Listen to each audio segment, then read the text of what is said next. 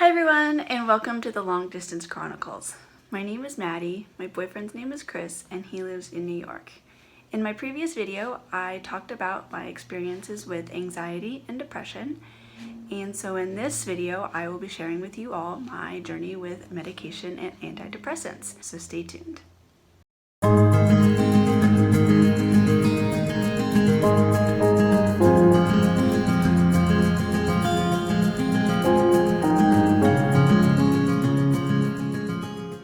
So I know the topic of antidepressants and medication use for depression and even anxiety can bring about a lot of fear.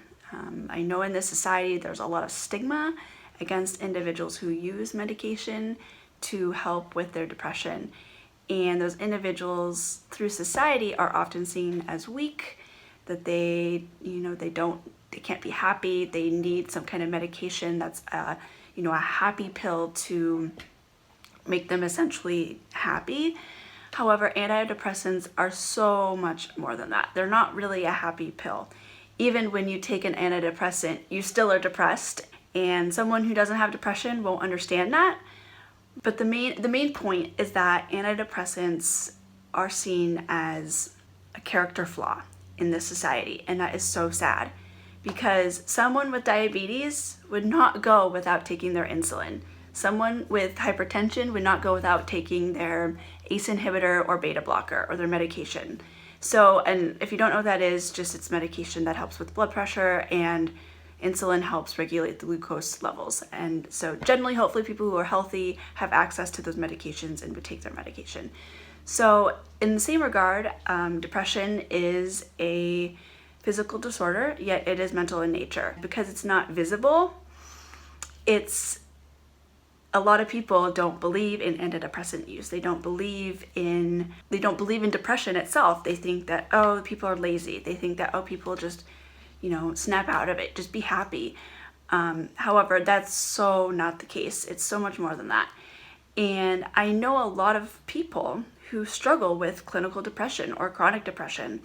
And they, because of society and because of how we are expected to be and expected to live in this world, that they refuse to get diagnosed, they refuse to see a therapist, and they refuse to take medication. And I think a lot of it has to do ultimately with the stigma and the shame. And it's so sad because it really is a medication that helps your brain. People who have chronic depression or clinical depression, they have difficulties with their neurotransmitters. And so what those medications do is for instance, I take a selective serotonin reuptake inhibitor. So my brain, the neurotransmitter pathways in my brain do not produce enough serotonin. So it basically blocks that serotonin, so there's more serotonin that's circulating between the neuro pathways, if that makes sense. So it is chemical in nature, and it is brain. So it's not a happy pill that you pop it in and, oh my gosh, I'm happy now. No. It increases the amount of serotonin or dopamine or norepinephrine. So it basically increases the amount of neurotransmitter that's available in the brain. It's not essentially a happy pill. And that is a huge misconception in this society, that antidepressants are a happy pill, and they really are not. Even I, who take antidepressants, I still struggle with my depression, and I still have days where I don't want to get out of bed. It's definitely a challenge, and it helps. It helps a lot. I think my mood is better regulated. So instead of it being super intense emotion, it's still intense, but it's not as intense as it was. So it really helps regulate my mood, and it helps a lot. In this society, I know there is so much fear and stigma revolving around antidepressants and medication use for depression and even anxiety. It's a scary thing, and our society makes us feel like we're weak for taking antidepressant medication or taking medication for anxiety. You see, everywhere that, oh, depression is not real. Depression is just, a figure in your head. And because it's not visibly there, we don't see it. What these medications do is it's not a happy pill, as I said earlier. It really helps with those neurotransmitters in the brain, which is critical to human functioning and to the way that we respond to stress, that we respond to rejection, that we, our daily moods. Depression is a very complex condition. It's more than just being unhappy or not being able to put on a smile. It's the inability to get out of bed, the extreme fatigue and exhaustion, the change in appetites, the weight gain or weight loss, the anhedonia, which is the inability to find joy in one's pleasurable activities, such as painting or reading or walking or drawing or watching a movie or I don't know what other activities, dancing or soccer or running or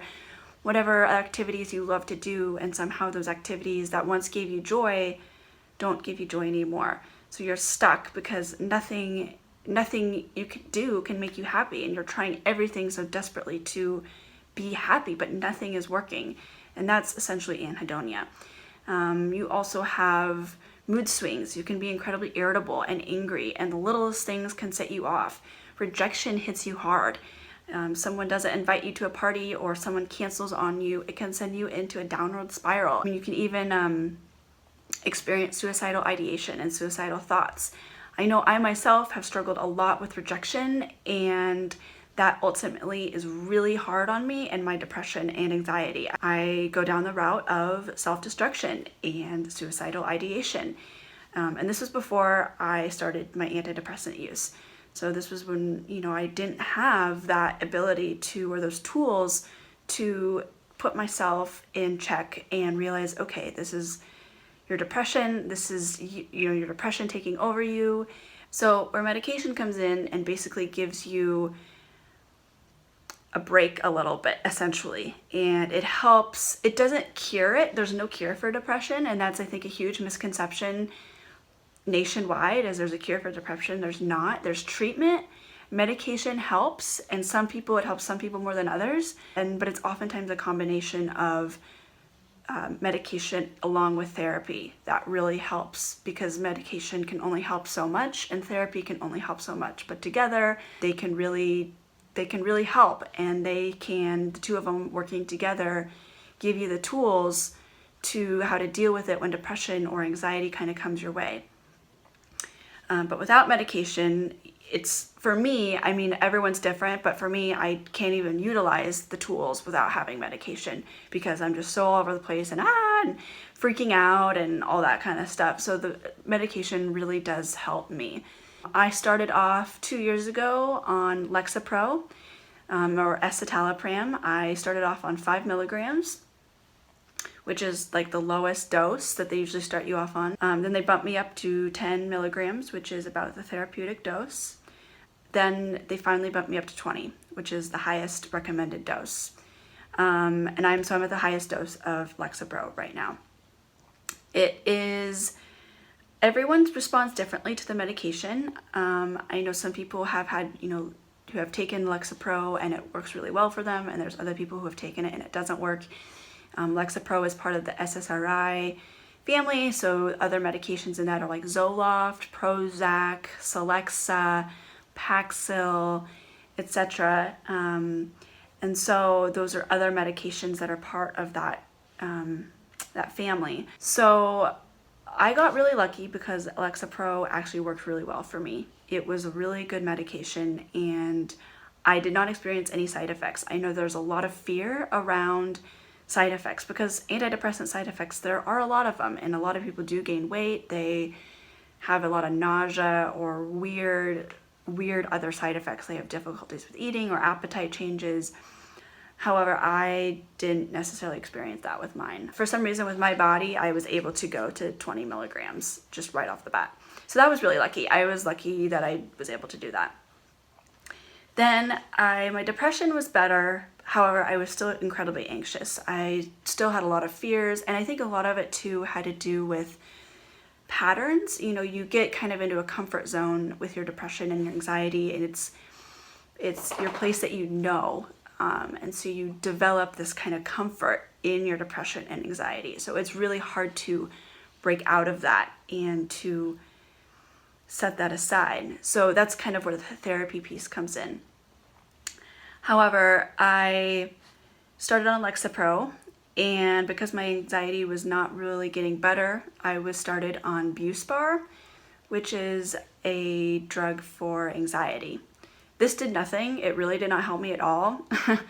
I felt nothing, and I think after like a month or 2 or 3, I stopped taking it because it was not doing anything for me.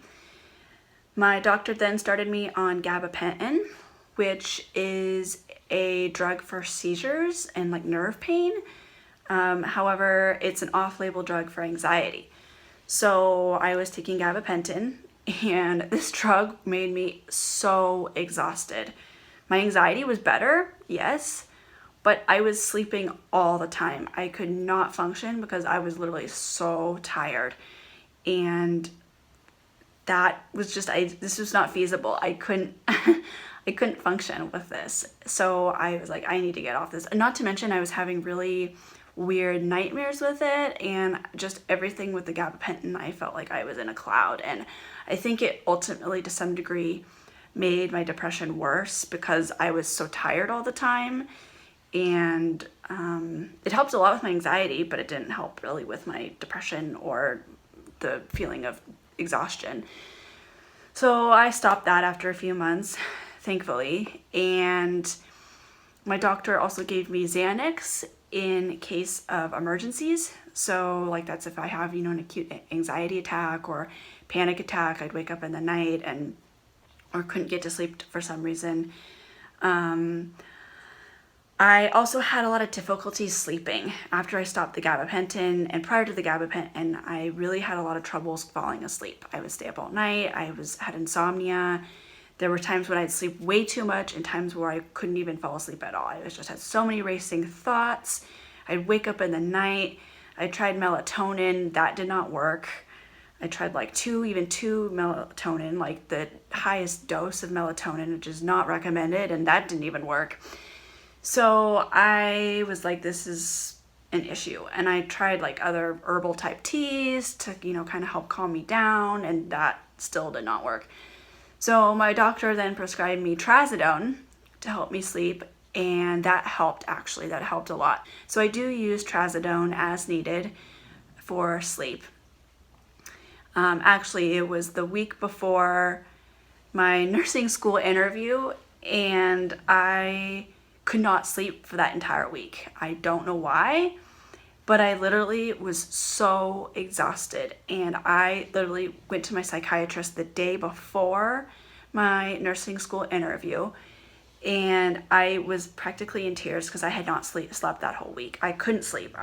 Every time I tried to sleep, I was so anxious. I'd wake up. I was paranoid about not sleeping, and it was just a huge mess. And luckily, he prescribed me trazodone that night, and I was so fearful of taking because I was like, oh my gosh, what if I don't wake up? And I was so paranoid. But it was a Thursday night, and my interview was on a Friday. And that night, I was home. I had come home from college to do this interview, and I couldn't sleep. And I remember going and talking to my mom and just crying. And I was like, I can't sleep. And I'd been trying to fall asleep for like 2.5 hours. And she's like, well, why don't you take your sleeping medication? And I was so reluctant because I didn't want to miss my interview or not wake up. And finally I gave in because I was like, I need sleep. I haven't slept in like all week. So I took the medication, and I fell asleep. So I fell asleep, and the interview actually went surprisingly really well because I was kind of like, it calmed me down a lot. So I was like, oh my gosh, no, I'm so excited. And it really helped a lot with my anxiety. And I felt great because I had slept for like 5 hours, and that was the most sleep I'd gotten in like all week. Then my psychiatrist started me on Wellbutrin. So in addition to the Lexapro, so I was still continuously taking Lexapro. However, he was trying other medications to kind of augment the effects of Lexapro to see if anything would work. The Buspar did not work. The gabapentin didn't work. The trazodone did work. That helped with my sleep a lot. And so he tried Wellbutrin. And Wellbutrin is more of a stimulant medication. It's also used for smoking cessation. But so he was hesitant to give me a really high dose of Wellbutrin because that can provoke anxiety. However, the combination of Lexapro and Wellbutrin has actually been really great for me. I'm on like 100 milligrams, which is like a really low dose of Wellbutrin, and then 20 milligrams of Lexapro, which is the highest dose. And these work great for me. I've been on them for about a year. I take trazodone as needed. I still have Xanax if I need it, which is a benzodiazepine. But I've tried to stay away from using that because they can have addictive properties. So that's sort of my journey with medication and antidepressants. I know that it doesn't always work for everyone, and for so many people it can be trial and error. And I was honestly really lucky to have found a medication that worked right off the bat. It did take a while for the effects to come in. It doesn't, they say the full effects of the medication, it takes about 4 to 8 weeks. So that's about a month to 2 months for the full effect to come in of the medication. And so it's a waiting game. It really is. And it's hard when you're in that crisis moment because you want to be feeling better, but you ultimately aren't. And I know a lot of people are like, oh my gosh, this is not working, and you've only given it 2 weeks, but do give it time. It can work. I'm not going to say it always does work because sometimes it doesn't. And you just have to try another medication. And sometimes medications within the same family will work better than others. Like there's some people who don't respond to Lexapro, but they might respond to Prozac or Zoloft or whatever.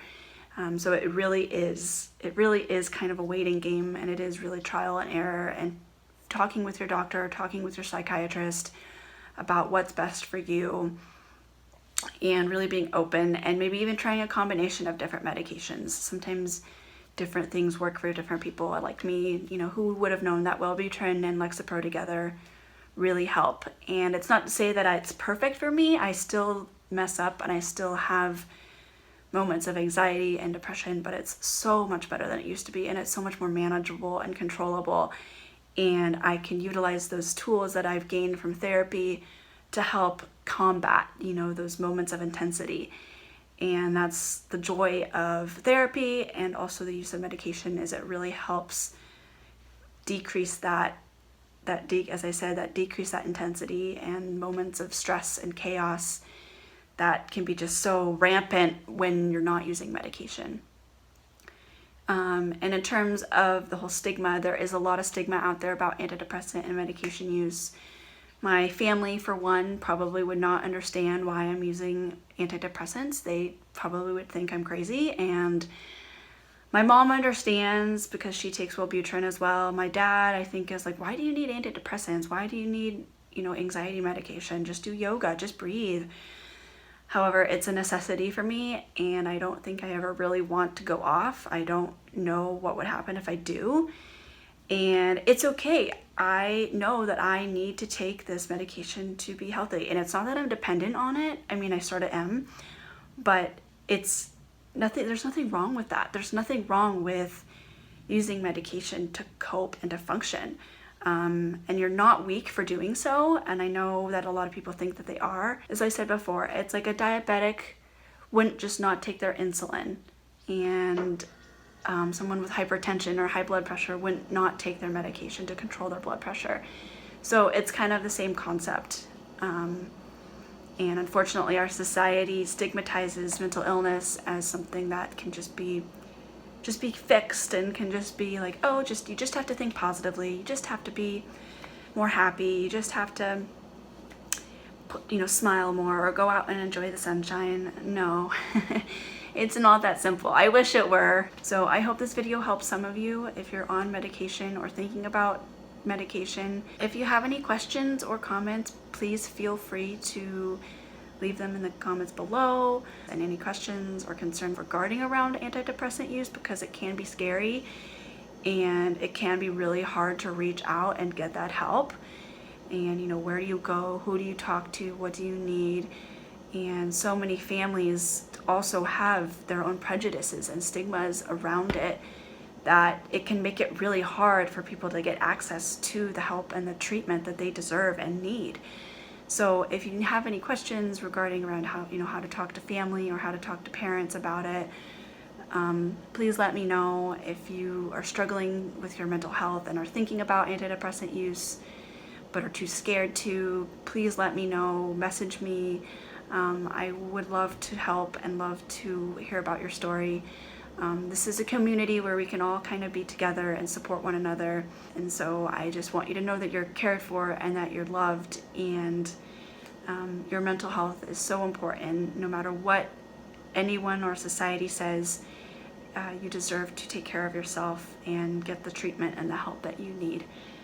So don't forget to like, subscribe, comment, and I will see you on the next video. Have a wonderful day and see you soon. Bye!